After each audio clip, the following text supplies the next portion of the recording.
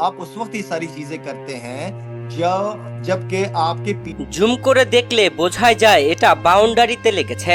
ছক্কা। আউট হয় কেমনে, ফাঁস করে একই বলল শাহিদ আফ্রিদি। দর্শক, টি-20 বিশ্বকাপে ফাইনাল ম্যাচে দক্ষিণ আফ্রিকা ও ভারত খেলতে নেমেছিল।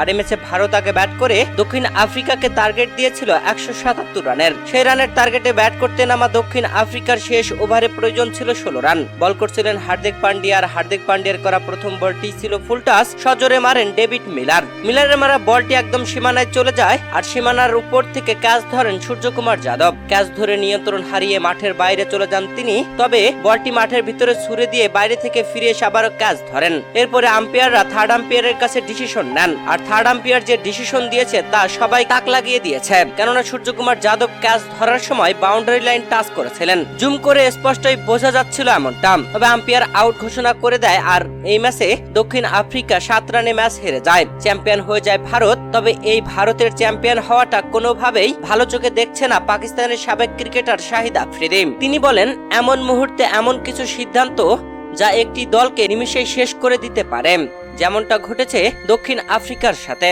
আসলে এটা মানা কঠিন, তবে এমন সময় এমন সিদ্ধান্তগুলোর সঠিক বিচার না হওয়ায় দিন দিন এরকম ভাবে ক্রিকেটের মান নষ্ট হচ্ছে।